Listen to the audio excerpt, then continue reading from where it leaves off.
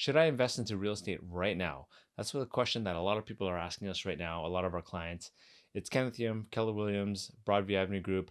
And the short answer is yes. You should always buy real estate.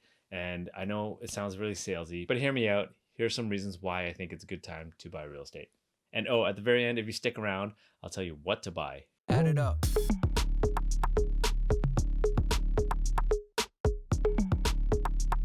First of all, if you're lucky to be in the market, it's a great time to do it. The reason why is because you can refinance your property. If you're living in the outer regions of Toronto, you're living in the suburbs, you know your property values have been skyrocketing because everybody wants to be where you're at. They want a backyard, they want more space, they want another bedroom, they want a den, they want an office, they want to be able to just live life without having to step over each other and live in elevators and all that kind of stuff, right? I would say open up a line of credit, home equity line of credit while you can, or even refinance, especially since rates are at an all-time low. So you know your property values have increased by a lot because people are fighting hand over fist. You could see, if a sign goes up in your neighborhood, all of a sudden it comes down the next day and it's sold because there's a bidding war.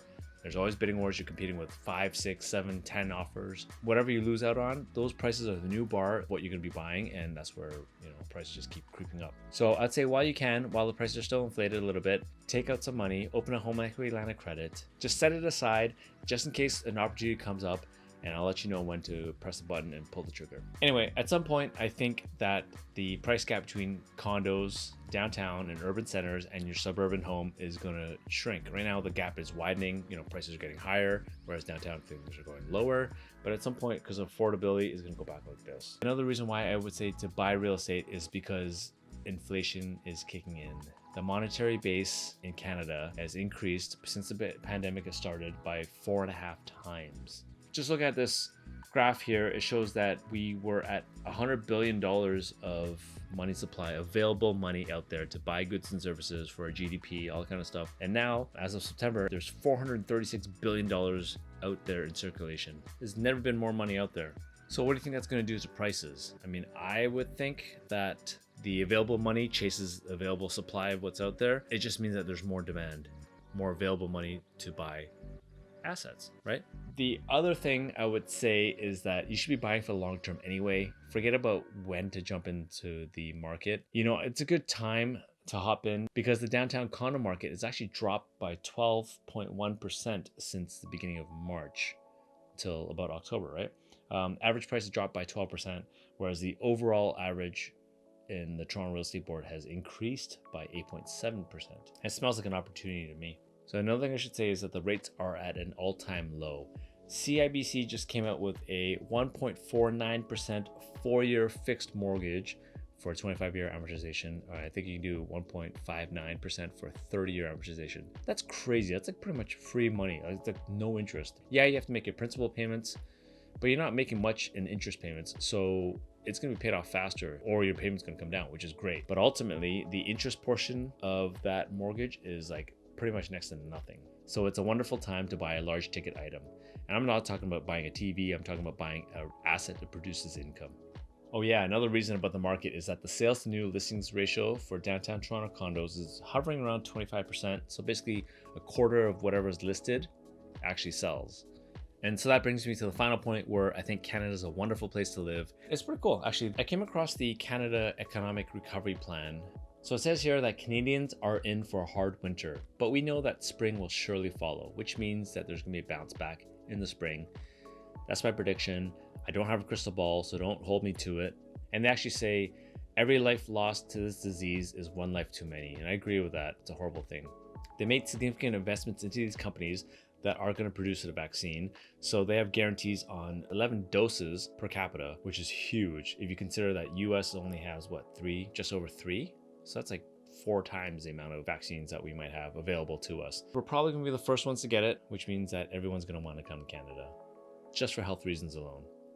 Oh yeah, so I promised you what to buy, and I guess this is more geared towards commercial. PwC and the Urban Land Institute released a 2021 Emerging Trends in Real Estate. They release it every year. It's a wonderful read. It's like 100 and something pages. If you're in the commercial real estate space, you know that it's all about beds and sheds, meaning multifamily and warehousing, industrial. Warehousing and fulfillment, you know that because online shopping is becoming more prominent. Whatever you order from Amazon, isn't just going directly from there on a plane and coming into your house in the next 24 hours, right? It's landing here, they pre-bought them, they come on a shipment container, whatever it might be, and it's in a warehouse fulfillment, last mile delivery. It's just there. So they need more space in order to bring it to your house within the same day delivery, which is insane that they can do that kind of logistically. But that's a lot more warehousing space they need. And obviously that's a great bet if you can buy into that, if you're in the commercial real estate. Otherwise, multifamily residential is good for the average investor and institutional investor as well too. Anyway, although the pandemic impacts through immigration and demand for more space and unemployment, it's going to affect this asset class,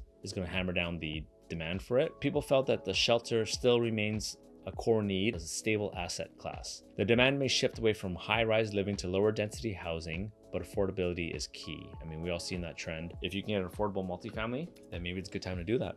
The other thing that surprised me is medical offices. And I guess it kind of makes sense, right? Because hospitals are facing a space crunch. There may be some opportunity to move some healthcare functions into these facilities. And of course, there's an aging population and a boomer generation that needs more healthcare services. And because the hospitals are getting overwhelmed, they're not giving those services as much, right? So I guess if you're an everyday investor and you don't have this institutional capital behind you, then I would say, start off with a couple condos. You should have at least one for every single kid that you have, because by the time they're 25-year amortization, or even 30-year amortization, if you start early enough, you have built up enough equity for them to live their lives. And if you want to do it for yourself, you want to do it faster, build up some equity quickly, get your down payment in there, just buy your place, and then from there you can convert it to something else, right? So you can always move up from there. Anyway, those are great things to buy. If you don't have institutional money, if you don't have a pension fund behind you and you're not representing one, then residential rental housing is a good way to go. I'm signing out, Kenneth Yim. I'll talk to you next week.